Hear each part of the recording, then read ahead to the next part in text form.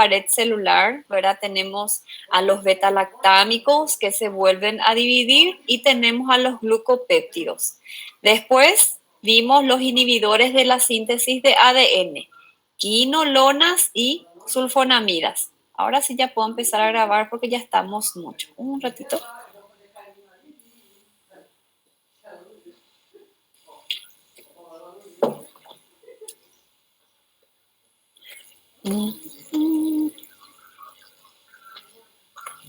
Ahí. Después recordar, ¿cuál es el espectro de acción de las quinolonas? El ácido nalidíxico, ¿se acuerdan que era la quinolona más antigua? Y ella tenía solamente un espectro de acción, ¿verdad? ¿Qué cepas de gérmenes me cubría el ácido nalidíxico en forma particular? Isonataneo, solamente gran negativo. Y el resto de las quinolonas fluoradas, por ser más nuevas, ya tenían un espectro más ampliado. Me sirve para gran negativo y gran positivo. ¿Quedó eso? Súper bien. Todo eso es preguntas de pruebas, ¿verdad? Y preguntas de la vida también. Ahora bien, ¿cuáles son las quinolonas que ustedes se acuerdan? ¿Cuáles son los antibióticos que hacen parte de las quinolonas? Eso que tanto usamos para infecciones urinarias. Yo ya falei un ácido nalidíxico. ¿Cuál otra es una quinolona?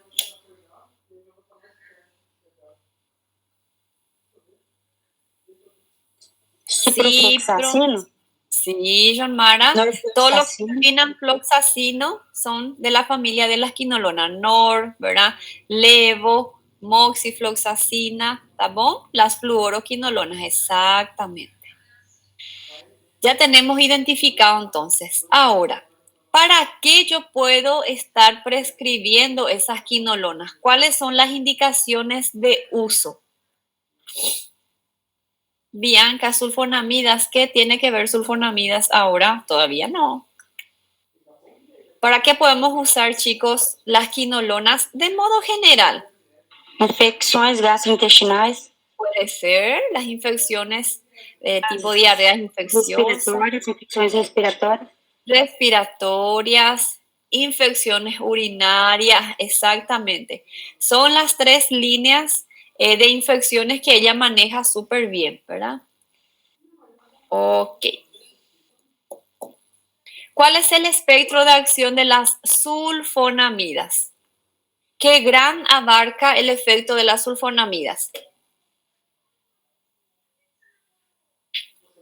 Igual de las quinolonas, gente, ¿tá bom? Quilolonas, voy a hablar. Gran positivo y gran negativo. Por eso es una opción para los pacientes que sean alérgicos a las penicilinas, porque maneja más o menos el mismo espectro. ¿Está bien? Ahora, ¿cuáles son los medicamentos que hacen parte de estas sulfonamidas? Teníamos algunas que ya venían solamente presentaciones tópicas, otras vienen en comprimido, jarabe. ¿Cuáles son las sulfonamidas? ¿Alguien se acuerda? El nombre del medicamento es parecido. Trimetoprim es el fármaco que viene misturado con nuestra sulfonamida. Y ahí Maicon dijo cuál es la sulfonamida. Sulfametoxazol. ¿Está bien? Egineia, trimetoprim no es una sulfonamida, es un medicamento que viene asociado para conferirle resistencia. La sulfonamida es el sulfametoxazol. Bien, yo.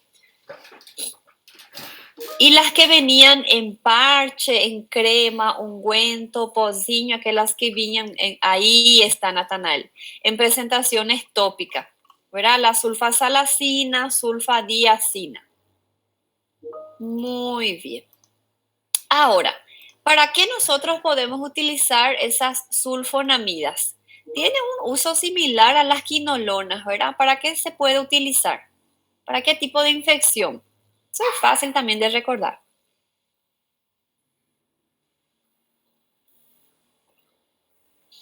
Infecciones urinarias altas y bajas, bien. Infecciones de piel y partes blandas, también, Rute. Lembrar que las sulfonamidas son mejores para controlar infección de piel que las quinolonas. Respiratorias, sí, siempre moderadas a complicadas, ¿verdad? Porque son antibióticos de potencia moderada. Para infecciones gastrointestinales, ¿podemos usar? Podemos usar infección estreptocócica también, súper bien. Entonces, este capítulo está prácticamente dado.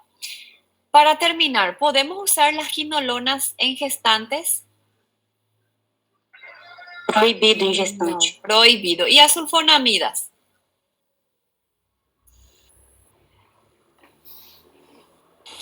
As fonamidas até o primeiro a segundo semestre Primero y da segundo. gestação.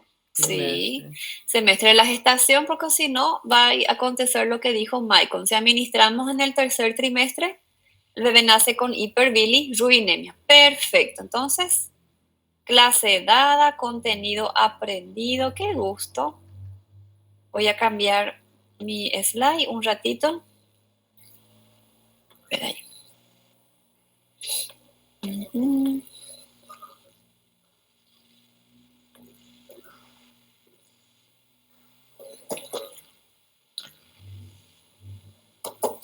Ahora sí. Bueno, vamos a comenzar a hablar de una gran familia de antibióticos. Usa muchísimo, sobre todo en los pacientes que ya sean resistentes o tengan alergia a las penicilinas naturales y semisintéticas, ¿sí? Que son los antibióticos inhibidores de la síntesis de proteínas. En esta gran familia va a estar los macrólidos, la citro, claritro, espiramicina. Tenemos los aminoglucósidos, ¿verdad? Gentamicina, tobramicina y la tan utilizada amicacina. Acá vamos a tener a las tetraciclinas, que son familias de antibióticos bastante potentes, ¿verdad? Doxiciclina. Y las lincosamidas, la familia de nuestra clindamicina. Todos estos grupos de antibióticos inhiben la síntesis de proteínas y ellos van a tener espectro de acción distinto, ¿sí? Cuando nosotros hablamos de macrólidos, el macrólido tiene efectos sobre gram positivo y gram negativo, bastante igual a la amoxicilina, ampicilina, por eso es de primera elección cuando tenemos una alergia. También es un antibiótico de potencia similar a la moxi y ampi, por eso da bien para utilizar en vez de ella, ¿ok? Entonces, macrólido me cubre gram positivo y gram negativo. Los aminoglucósidos ya tienen un espectro bastante reducido. Aminoglucósido solamente es efectivo para gram negativo, ¿sí? Eso ya me da una idea de que ese medicamento, por ser especialista en gérmenes gram negativos, voy a utilizar en infecciones más graves, infecciones severas, ¿verdad? Que son producidas generalmente por gram negativo. Paciente inmunodeprimido, paciente hospitalizado, paciente diabético con alguna úlcera, ¿sí? Que tenga alguna patología autoinmune, que adquirió alguna infección con un germen intrahospitalario. Entonces, aminoglucósido solamente funciona para gram negativo. Las tetraciclinas son antibióticos de amplio espectro que tienen todavía una efectividad demostrada buenísima frente a gram positivo, frente a gram negativos. Es bastante potente, así como ella es muy efectiva, es una potencia bastante alta y es un medicamento bastante tóxico. Por eso no se utiliza demasiado en vista de que tenemos disponibles otros medicamentos que me cubran bastante bien estos espectros que ella maneja sin tener esa toxicidad tan importante. ¿Cuál es un ítem importante a recordar de las tetraciclinas? Hay todavía poca resistencia de los gérmenes a este antibiótico, ¿sí? Su utilización está disminuida bien más hoy día por el tema de la toxicidad.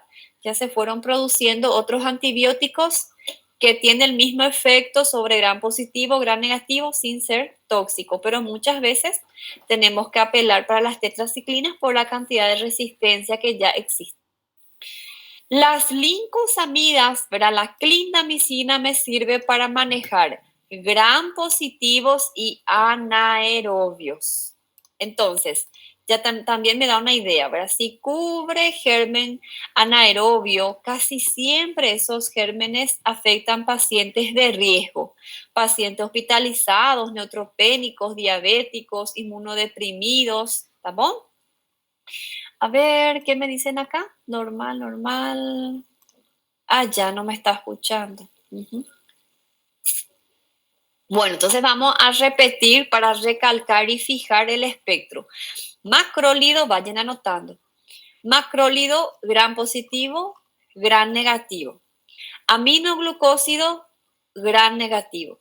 Tetraciclina, gran positivo, gran negativo. Lincosamida, gran positivo, anaerobios. Perfecto. Muy bien. Vamos a empezar por los aminoglucósidos. Son antibióticos que no se recomiendan estar utilizando con mucha frecuencia de entrada frente a cualquier infección por gran negativo, porque el aminoglucósido es bastante tóxico en dos regiones: ototóxico de oído y nefrotóxico, tóxico para los riñones. ¿Ok? Entonces, utilizar con mucho cuidado y solamente cuando haya necesidad. Tenemos muchísimos fármacos aminoglucósidos. No todos están aprobados por la FDA por su alto riesgo de toxicidad, pero estos son los que podemos utilizar. Gentamicina, que viene mucho también en presentaciones tópicas, ¿verdad? Con antimicóticos, antipruriginosos. Tobramicina, que viene también mucho en colirio, ¿verdad? Amicacina, que es la que se usa más entre todos estos aminoglucósidos de forma parenteral para tratar infecciones graves. Streptomicina, que es de utilización en pacientes tuberculosos. Canamicina, neomicina. Todos son fármacos aminoglucósidos que tienen un efecto sobre gérmenes gram negativos. Va a depender mucho la capacidad de resolver el problema infeccioso de estos medicamentos, ¿verdad? De acuerdo a la dosis que nosotros administremos. Es un medicamento que puede llegar a tener un efecto bactericida importante, pero ese efecto va a depender de la dosis que nosotros administremos. ¿Cuál es el problema? Si nosotros administramos alta dosis de aminoglucósidos a los pacientes, aumenta el riesgo de hacer ototoxicidad y nefrotoxicidad. Por eso siempre se administra a la posología usual y se va evaluando esa funcionalidad renal antes de aumentar la posología. ¿Sí? Vamos a ver más adelante cuánto se administra. ¿Cuál es el mecanismo de acción de estos aminoglucósidos? ¿Cómo funciona? ¿Cómo ella actúa? Ellos van a ingresar a través de pequeños poros que existen en la membrana celular y se van a estar uniendo algunas estructuras proteicas que se llaman polisomas, ¿sí? De ese modo, nuestro antibiótico va a estar interfiriendo y afectando de una manera bastante importante la traducción, el proceso de traducción que está a cargo del ARN. Por lo tanto, nosotros no vamos a poder tener una síntesis de proteína de forma normal. Eso va a empezar a ocurrir con errores. Entonces, una vez que hay un impedimento en la síntesis correcta de proteínas para la bacteria, ella, ¿verdad? Ya pierde totalmente la capacidad de multiplicarse, de formar su pared celular y todas las estructuras que son formadas a partir de la proteína. Un ratito. Acá. Bueno, aminoglucósido efectivísima para gram negativo, problema alta toxicidad.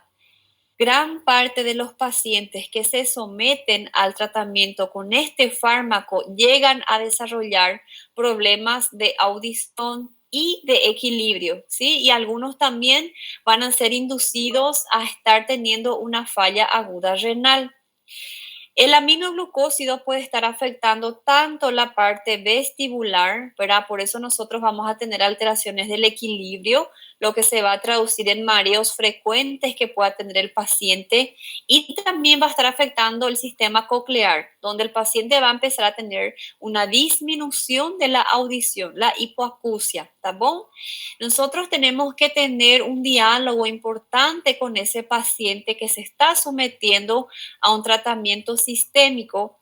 Estos efectos tóxicos se dan cuando nosotros administramos de modo sistémico un aminoglucósido, ¿tá? Comprimido o ampolla inyectable. No estamos teniendo en cuenta aquellos aminoglucósidos como la neomicina, gentamicina, que vienen en formato tópico. Esos vienen en pequeños miligramos y no logran desarrollar estos efectos sistémicos, ¿está bien? Tenemos que hablar con el paciente para que nos avise si es que empieza a escuchar menos, ¿verdad? O si empieza a tener edema de miembros inferiores, a disminuir la cantidad de orina, porque son signos que nos hace sospechar de que ya estamos frente a un cuadro de toxicidad y para poder estar suspendiendo el medicamento, ¿ok? No podemos utilizar bajo ninguna circunstancia un aminoglucósido en la paciente gestante en vista que también es sumamente tóxico, sobre todo para la cóclea de ese bebé. El bebé va a nacer sordo de ambos lados, ¿sí? El aminoglucósido es un medicamento semisintético que se realiza a partir de los actinomicetos del suelo. Y en fin, ¿cuándo entonces yo puedo utilizar un aminoglucósido? Yo puedo utilizar ese medicamento en todas las situaciones de infecciones moderadas a severas que se produzcan en pacientes con alto riesgo, ¿verdad? Ese paciente que me hace por una infección por gram negativo tiene a disposición otros antibióticos que funcionen súper bien para los gram negativos y que no son tóxicos como los aminoglucósidos. ¿Qué ejemplos nosotros tenemos?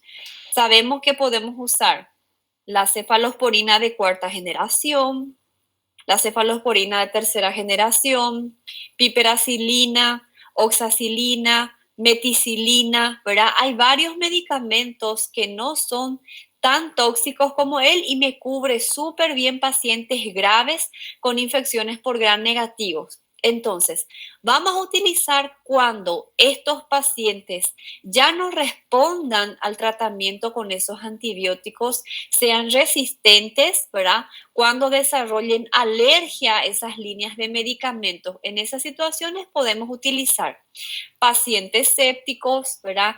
Ya sea infecciones respiratorias, generalmente son infecciones respiratorias bajas las que hacen por gram negativos, meningitis por gram negativo, infecciones gastrointestinales graves, infecciones de pared abdominal, infecciones tipo osteomielíticas donde tenemos afectación de piel desprotegidas como pacientes quemados, pacientes con pie diabético, con úlceras, ¿sí? Infecciones urinarias agravadas como aquellas pielonefritis crónica, aquellos pacientes que nos hacen abscesos perirrenales, ¿sí? Toda situación de infección grave producida por gram negativo, donde tenga ya una resistencia o una hipersensibilidad del paciente a las otras opciones de fármaco, yo puedo estar utilizando, ¿sí? Bien. ¿Alguna duda hasta ese momento? ¿Sigue entrando gente? No. Bueno, seguimos entonces. La amicacina es el aminoglucósido que se utiliza de forma más frecuente para tratarle a un paciente, ¿verdad?, con esta infección de modo intrahospitalar. Nosotros tenemos ella disponible en ampollas de 500 miligramos y esto se puede administrar tanto intramuscular o endovenoso, ¿sí? La posología usual que es seguro para el paciente es 500 miligramos cada 12 horas. Pasando ese valor, nosotros aumentamos en el paciente el riesgo de que nos haga una nefrotoxicidad, ¿sí? Entonces, si hay necesidad de estar aumentando la dosis, hay que estar evaluando el perfil renal de ese paciente y de acuerdo a eso ir ajustando, pero ya no es seguro, ¿sí? Pero va a haber situaciones donde se va a tener que estar utilizando hasta 3 veces al día, por ejemplo, ¿ok? Bien, no se recomienda estar administrando más de 3 ampollas al día porque en ese caso es 100% de toxicidad. O sea que 10 pacientes de los 10 tratados van a hacer una falla aguda renal si alcanzamos esa cantidad por día, si pasamos esa cantidad por día. Fíjense lo cuán tóxico puede ser. Entonces, mucho cuidadito, ¿sí? Nosotros vamos a tener pacientes que van a generar resistencia a la amicacina o a los otros tipos de aminoglucósidos. ¿Cuál va a ser el parámetro para yo saber si el paciente, si la infección del paciente está respondiendo o no? Va a ser la fiebre, ¿verdad? Si en 48 horas de tratamiento ese aminoglucósido no está funcionando en el paciente y él me sigue haciendo fiebre, entonces yo ya no puedo estar aumentando la dosis del medicamento por ser algo muy tóxico. Tengo que suspender y cambiar de opción. Hacemos un antibiograma, un cultivo nuevo, un hemocultivo y de acuerdo a eso hacemos un tratamiento dirigido. Sabemos que existe, ¿verdad?, otras opciones de antibiótico de espectro y de potencia bastante fuertes que me pueden resolver también el problema. Vamos a tener pacientes que van a desarrollar cuadros de alergia a este medicamento. Eso se puede originar ya en el primer contacto del paciente con el medicamento y generalmente son cuadros de urticarias bastante graves con dificultad respiratoria, o sea que yo puedo llegar inclusive a tener shock anafiláctico. Es muy raro de que pase, pero sí la literatura describe algunas situaciones, pero puede existir pacientes que desarrollen alergia a estos medicamentos, ¿sí? Siempre tenemos que tratar de investigar si el paciente tuvo alguna reacción alérgica a algún fármaco para poder ayudarnos en nuestra elección de terapia. Hay que tratar de no administrar en modo conjunto con otros fármacos que también sean tóxicos para el riñón juntamente con nuestro aminoglucósido, como por ejemplo la anfotericina B, ¿verdad? Que es un medicamento que se utiliza para micosis sistémicas, muchas veces se utiliza en pacientes sépticos bastante graves que están en terapia, porque nosotros podemos potencializar el efecto de nuestro aminoglucósido y vamos ciertamente a acabar haciéndole una insuficiencia renal aguda al paciente.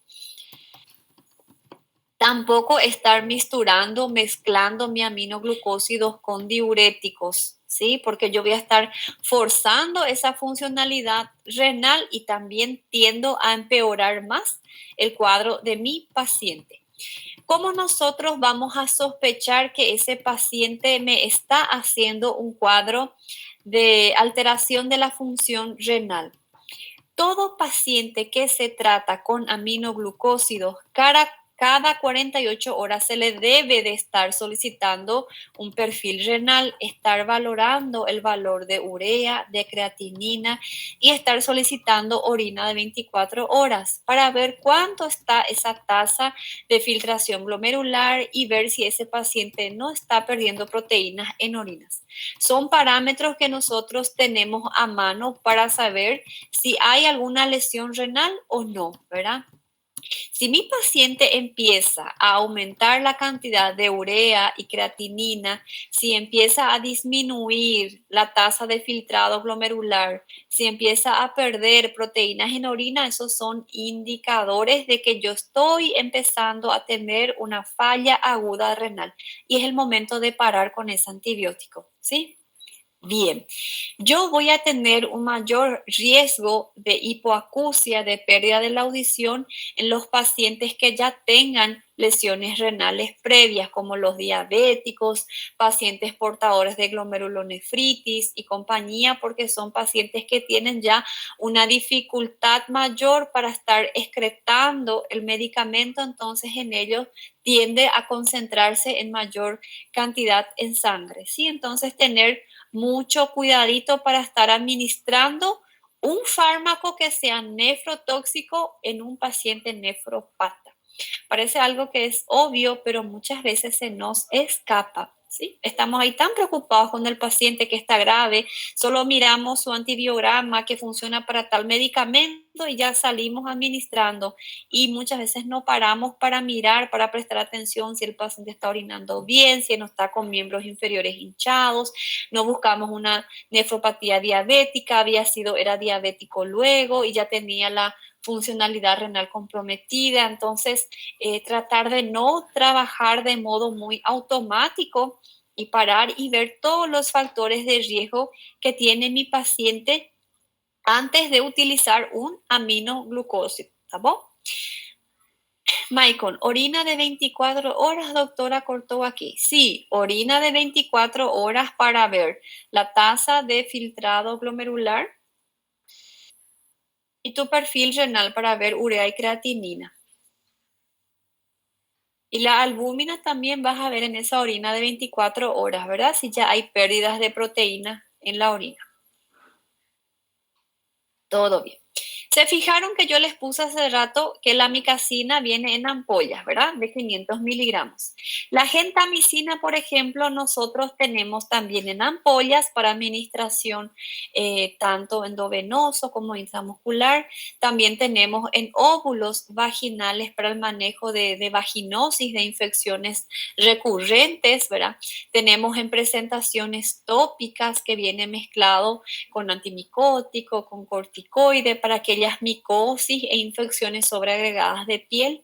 Pero estos que vienen en presentación tópica vienen en pequeños miligramos, entonces no llega a producir esas reacciones adversas tóxicas graves que nosotros tenemos con las presentaciones en ampollas inyectables. Tenemos también en colirio, ¿verdad? Para administrar a los pacientes que nos hacen conjuntivitis bacteriana. ¿Todo bien? ¿Alguna pregunta? ¿Alguna duda? ¿Me están escuchando? Tranquilo, entonces. La estreptomicina nosotros tenemos formulada para utilizar en pacientes con tuberculosis. Hace parte dentro lo que es el protocolo, ¿verdad? Junto con la isoniazida, rifampicina, etambutol. ¿Ustedes dieron medicamentos antituberculosos en farmacología 1?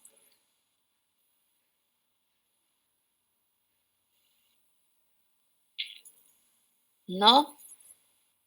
Bueno, les voy a mandar después un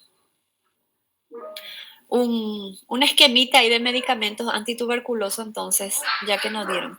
¿Puedes repetir, por gentileza, cuáles pacientes no debe usar? Bueno, tu aminoglucósido no puedo usar grávida. No puedo usar paciente diabético con nefropatía. No puedo usar tu paciente hipertenso con nefropatía hipertensiva. Os voy a colocar aquí en el chat, ahí todos ya pueden anotar, ¿verdad? Mira acá. Pacientes gestantes. Pacientes diabéticos con nefropatía diabética. Pacientes hipertensos con nefropatía hipertensiva. Pacientes con glomerulonefritis, síndrome nefrítico. Pacientes con insuficiencia renal aguda o enfermedad renal crónica, tampoco. ¿Está bien? Paciente que está tomando diurético tiene que suspender el diurético para tomar el medicamento. Bueno, la neomicina nosotros tenemos en presentaciones vía orales en comprimiditos de 500 miligramos y también hay en presentaciones tópicas. Neomicina hay en crema, hay en pomada, hay en spray, ¿está bien? Para estar tratando infecciones de piel sobreagregada se usa mucho en esos pacientes con pie diabético, ¿sí? Muchas veces, algo importante ahí que les puse, estos aminoglucósidos, AMG, aminoglucósidos, ¿está bien? Se combina con la vancomicina para ampliar el espectro y usar en pacientes graves. La vancomicina es un medicamento que inhibe la síntesis de pared celular, mas no es un beta-lactámico.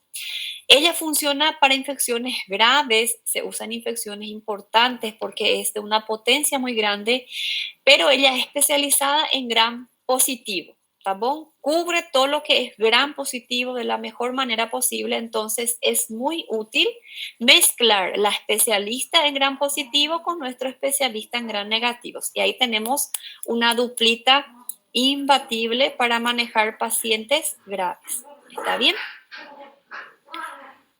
Bueno, terminó aminoglucósidos. Lémbrense entonces de aminoglucósidos, usar solamente cuando se amerite, recordar que funciona solo para gram negativo, recordar que por ser especialista en gram negativo va a ser para pacientes de riesgos, aquellos pacientes delicados, recordar de su nefrotoxicidad, de su ototoxicidad, de que puede producir sordera si usamos en gestantes, ¿verdad? El bebé puede nacer sordo.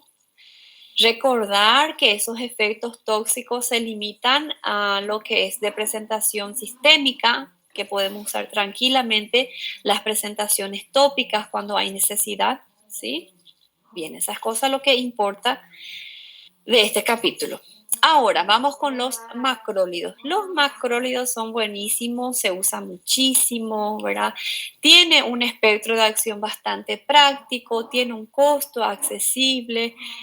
Obviamente ya tenemos gérmenes que son resistentes a los macrólidos, pero hay menor cantidad de resistencia para los macrólidos que para las aminopenicilinas, amoxi, ampi. Por eso muchas veces en un paciente que no está haciendo faringoamidalitis a repetición o infección urinaria y le solemos luego tratar con amoxiclavulánico y no responde, no mejora, ¿verdad? Pero todavía no es una infección importante, moderada, yo puedo cambiar por una citromicina, ¿sí? La potencia es similar, solamente que los gérmenes están respondiendo todavía de mejor manera a esto que la aminopenicilina. El macrólido puede llegar a tener una dosis bactericida si se administran a altas dosis. Ella es especialista en el manejo de infecciones por estreptococo y estafilococo, que son las dos cepas que producen casi el 75% de todas las infecciones, ¿verdad? El macrólido funciona para gram positivo y gram negativo, pero ahí yo tengo algunas particularidades entre ellas, ¿verdad? El primer medicamento de esta familia de los macrólidos que se produjo fue la eritromicina. Ella es la más antigua, por eso ella todavía no tiene tantos criterios de ser un antibiótico ideal, tiene un poquitito más cantidad de reacciones adversas, también ella es la que menos funciona para gram negativo, ella es mejor para gram positivo, ¿sí? En segundo lugar tuvimos la claritromicina, que tiene ya menos reacciones adversas, funciona ya mejor para gram negativo, un poco más que la eritromicina. Y ahí viene nuestra superacitromicina. El más nuevo de los macrólidos, cada generación de macrólidos que se fue produciendo es siendo mejorada hacia el espectro gram negativo, que es el problema siempre de farmacología, va a ser gérmenes gram negativo y anaerobios, porque es la familia de gérmenes que es más resistente al tratamiento con antibióticos, entonces son los que tienden a producir infecciones más graves. La acitromicina es entre todos los macrólidos, la que mejor controla infección por gram negativos, ¿sí? Por eso súper bien se puede utilizar para neumonías, por ejemplo, atípicas, se puede usar para infecciones urinarias, me va a servir bastante bien porque ella es óptima, es buenísima para gram negativo. Siempre hay que tener nomás en cuenta que es para infección leve, ¿verdad? Está en la misma línea de mi amoxi y mi ampi, ¿ok? Bien, ¿cómo van a estar actuando estos macrólidos? Habíamos dicho que ellos también inhiben síntesis de la proteína, ¿verdad? Se van a unir a la unidad, a la subunidad 50 de esos ribosomas y también van a producir un proceso erróneo durante la síntesis proteica, van a estar afectando la translocación, ¿sí? La translocación es el proceso del ensamblado de una molécula proteica con la otra y vamos a tener también errores en esa lectura. El aminoglucósido producía un error en la traducción, ¿sí?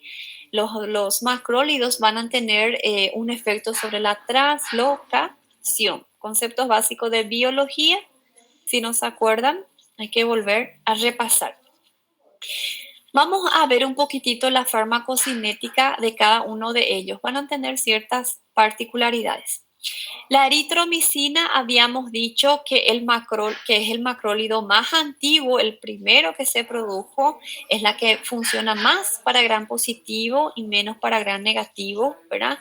Ella no tiene una buena absorción a través de vía oral, por eso toda la eritromicina, que se produce hoy día viene en cápsulas gastroprotegidas. Antiguamente venía la eritromicina en comprimidos, pero en presencia del jugo gástrico, eso inactivaba aproximadamente la mitad de todo lo que se consumía y se pasaba a absorber y a tener una biodisponibilidad de solamente 50%, ¿verdad? Entonces, hoy día nosotros ya tenemos eritromicina en cápsulas gastroprotegidas para aumentar la biodisponibilidad, ¿sí? Este es un medicamento que tiene un metabolismo hepático, tenemos que utilizar en cuidado en aquellos pacientes que sean insuficientes hepáticos, ¿verdad? Porque necesitamos que se metabolice.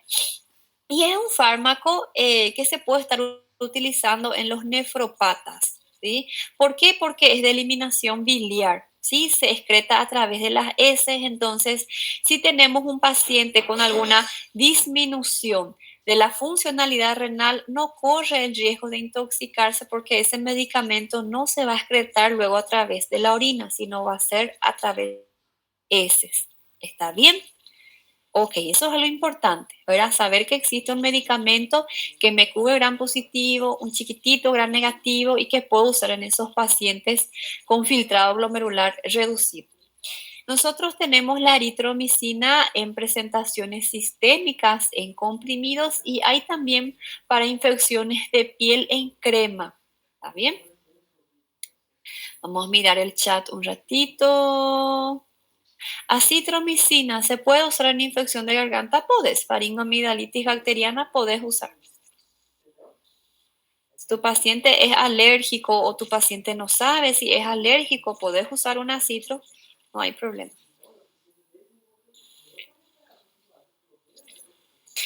Bueno, volvemos. La eritromicina, como es un medicamento antiguo ya, ¿verdad? Fue el primero.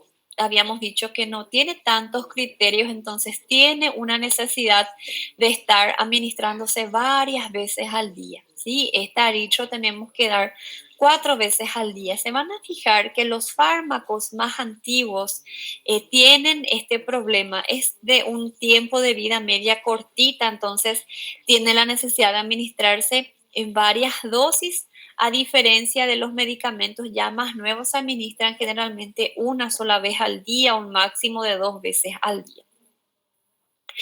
Cuando hablamos de la claritromicina, es el segundo macrólido que se produjo, ¿verdad? Este medicamento ya tiene ciertos criterios mejorados. Tiene una mejor biodisponibilidad, a través de su absorción vía oral. Ya no tenemos ese problema que teníamos con la eritro. Y es un medicamento que tiene una poca unión a las proteínas plasmáticas, entonces ella logra atravesar de buenísima manera las barreras fisiológicas. Yo alcanzo cantidades importantes de claritromicina en la placenta, en líquido sinovial, en líquido prostático, en pleura, en humor acuoso, líquido cefalorraquídeo, y es la única que tiene esta excelente distribución, ¿sí?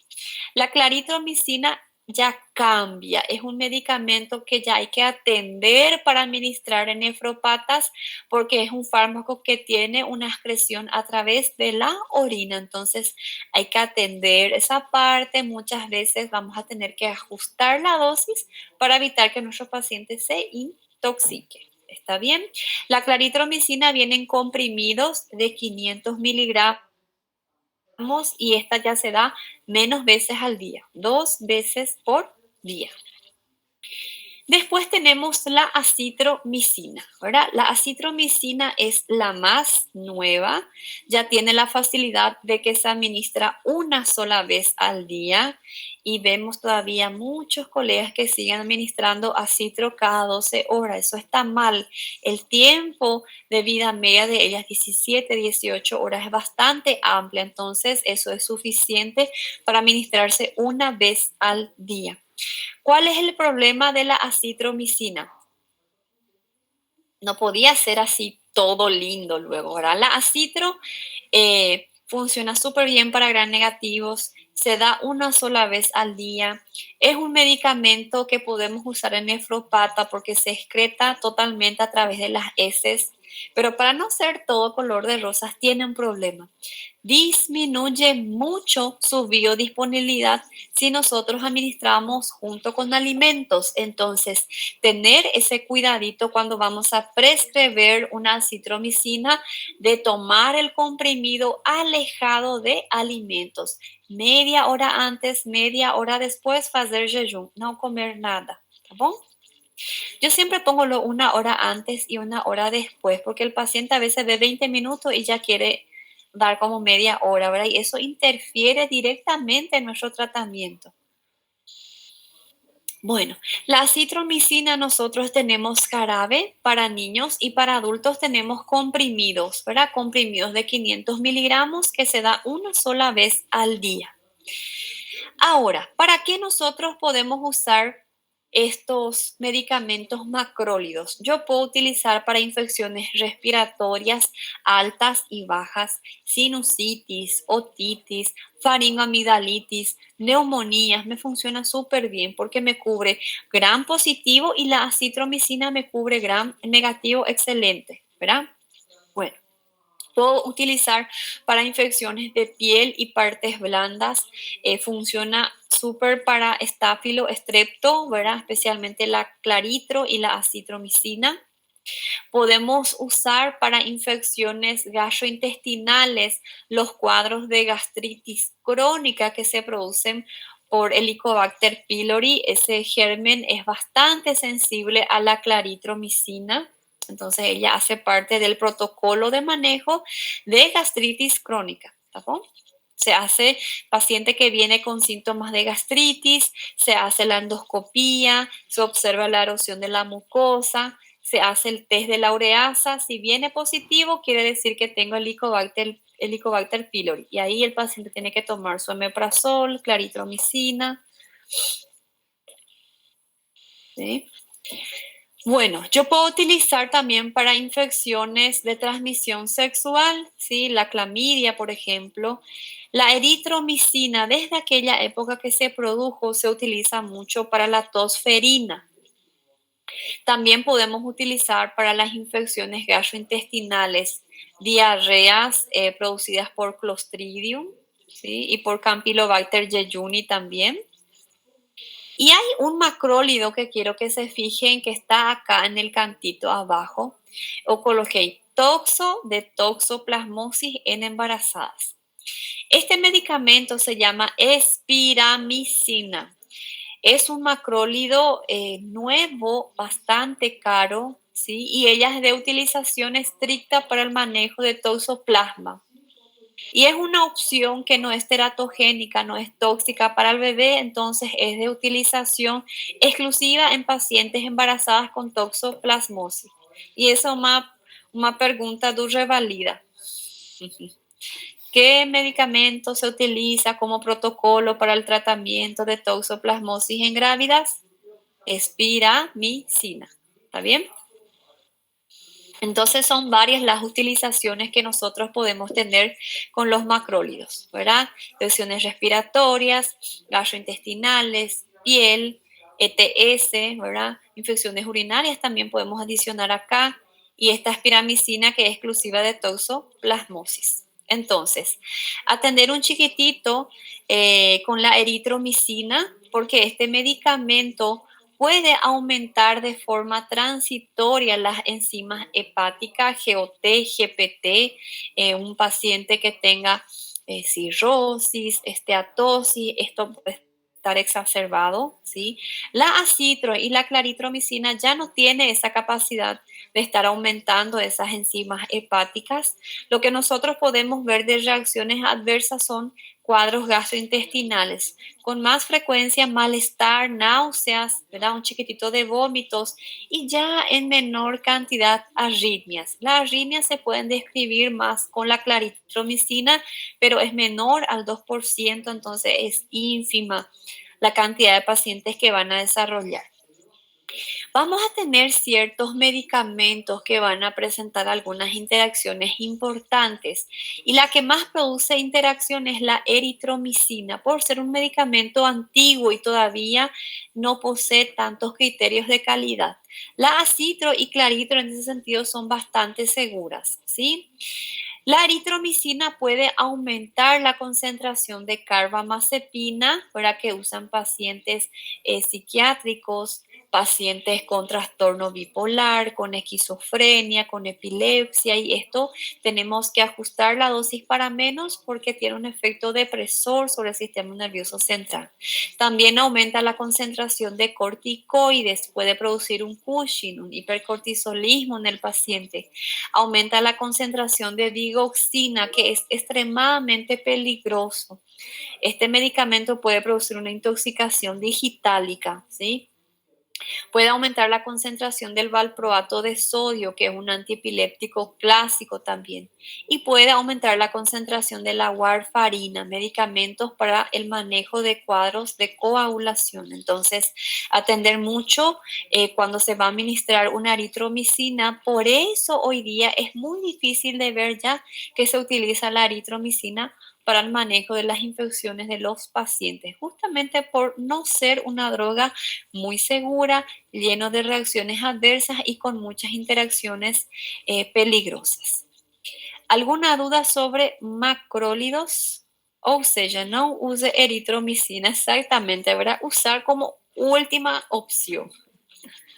Para eso tenga acitromicina, claritromicina.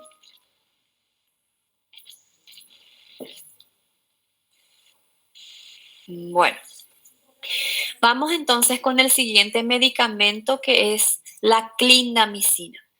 La clindamicina hace parte de la familia de las lincosamidas, ¿verdad? Actualmente ya solo queda ella de esa familia y ella es una mociña muy brutita. ¿Por qué? Porque ella me cubre la cepa más idónea, más bonita y los más agresivos, es decir, funciona para gram positivo y para anaerobios, ¿está bien? Esta clindamicina también tiene un mecanismo de acción bastante similar a los macrólidos uniendo ribosomas e impiden también todo el proceso de traducción bacteriana. Es un fármaco que se sigue usando porque hay poca resistencia todavía de los gram positivos a este medicamento. Entonces, si tenemos, por ejemplo, una infección respiratoria o una infección de piel donde ese paciente tenga alguna alergia o alguna resistencia a cefalosporinas, a amoxicilina, ya probamos en ese paciente macrólido, no funcionó, ya probamos sulfonamidas, no funcionó, es una opción la clindamicina por la cantidad de resistencia bastante disminuida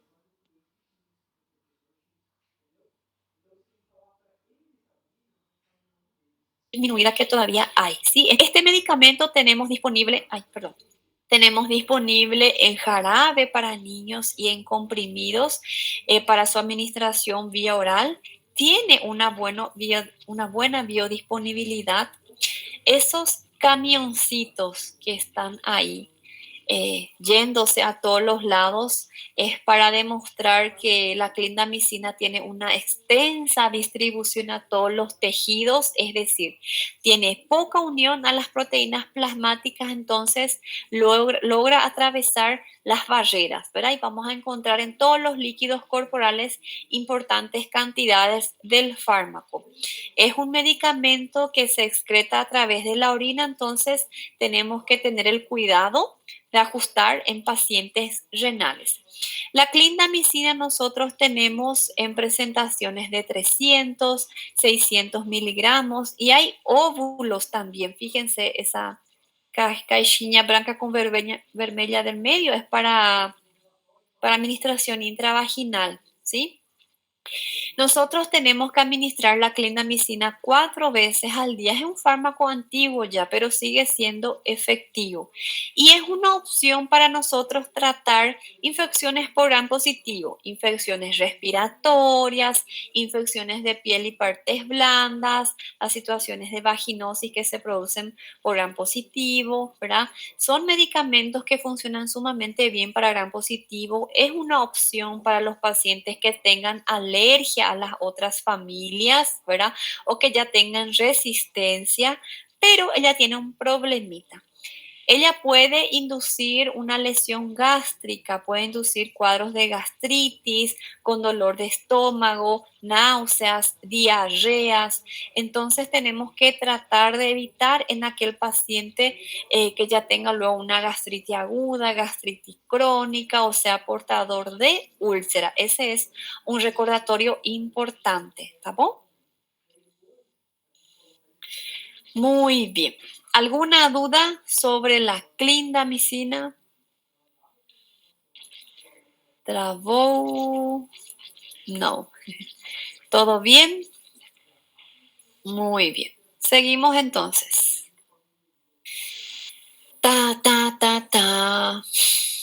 Música de suspense para las tetraciclinas. Ay, gente, hay que tener miedo de las tetraciclinas. Yo respeto mucho. Cada vez que estudio más miedo tengo de las tetraciclinas y de los aminoglucósidos. Son medicamentos muy potentes, muy efectivos, ¿verdad? Pero son bastante hepatotóxicos, nefrotóxicos. Entonces, usar solamente cuando sea disponible, cuando sea necesario, cuando ya no tenga respuesta a las otras líneas de antibióticos. ¿Cuáles son las tetraciclinas que existen? Clor, tetraciclina, doxiciclina, que es la que más se usa, ¿verdad? Minociclina, oxitetraciclina, metaciclina, todo lo que termina en ciclina es una tetraciclina. Estos medicamentos, por más que vienen todavía fabricados en presentaciones vía orales, no tienen una buena biodisponibilidad. Pierden sus propiedades ante la presencia de alimentos, jugos gástricos, ¿verdad? Pero la pequeña porción que se puede llegar a absorber sigue siendo efectiva para tener una idea de la potencia de este medicamento. También ella tiene una poca unión a las proteínas plasmáticas, entonces tiene una excelente distribución y eso facilita mucho su utilización en cualquier tipo de infección. Yo puedo utilizar una tetraciclina porque logro conseguir tener concentraciones importantes de ese medicamento en líquido sinovial, en líquido prostático, atraviesa la barrera hematoencefálica, tengo concentraciones importantes en líquido cefalorraquídeo, es decir, esa distribución muchas veces es buena para el paciente, ¿verdad? No usar, coitate, un cachorro que está acá enfrente ligando.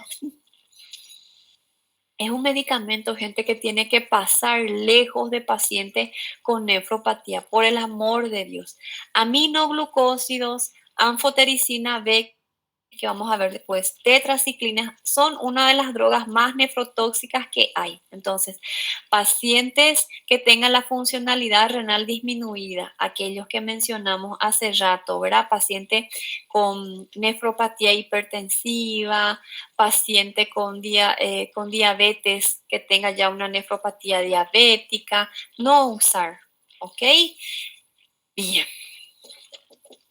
¿Qué me cubre la tetraciclina? ¿Sí? La tetraciclina cubre gram positivo, gram negativos.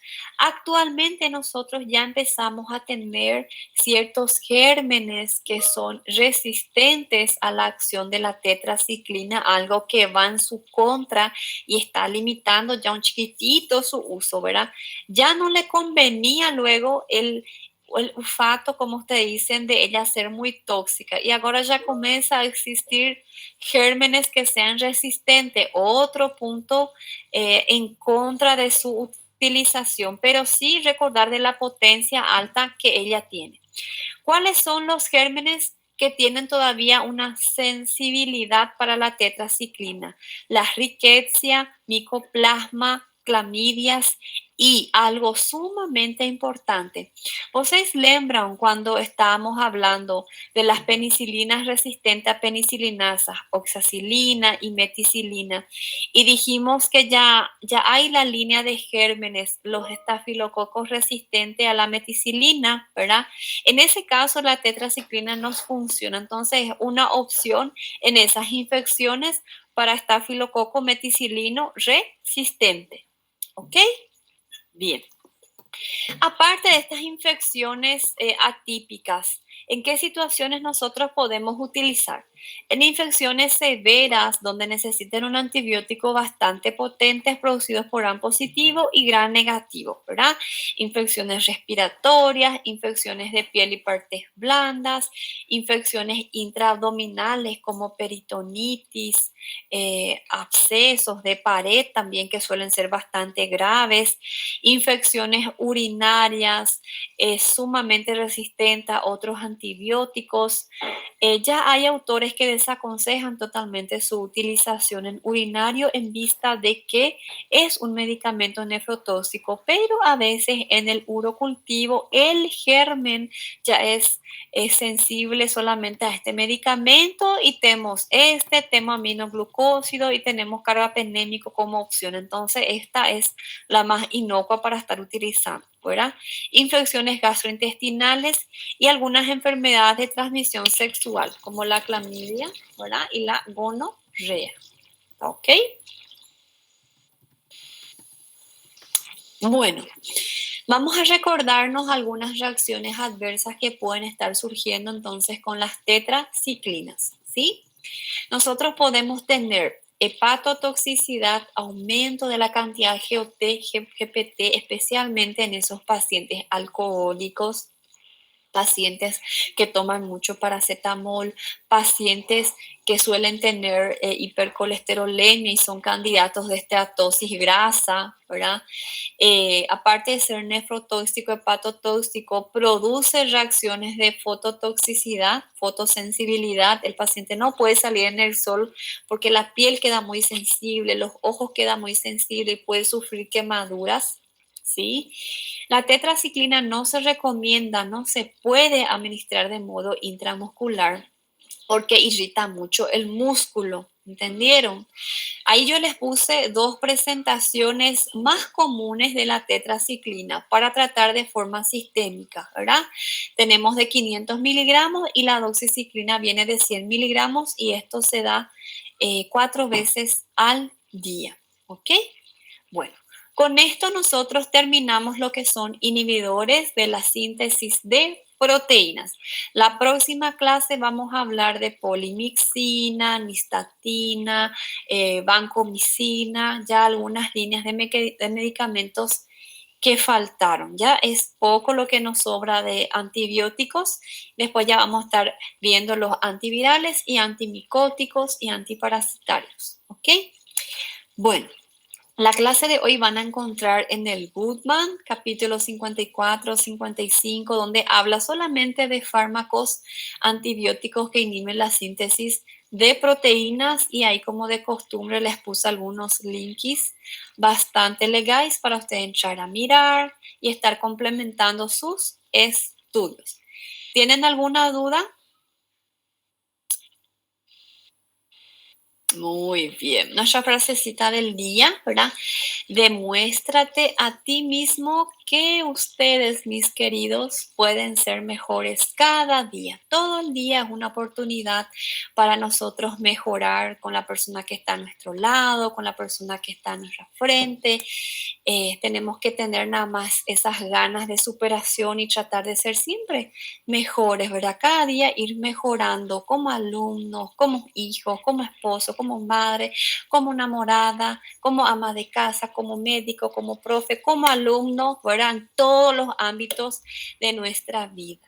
Quedamos entonces con esto. Las personas que pusieron sus nombres ya están liberados. El profesor que ainda no colocó, por favor, se anota. Muchas gracias por su atención. Si están estudiando, surge alguna duda, me escriben. Yo voy a estar ahí para estar guiándoles en sus estudios. ¿Está ok? Gracias, gente. Hasta la próxima clase.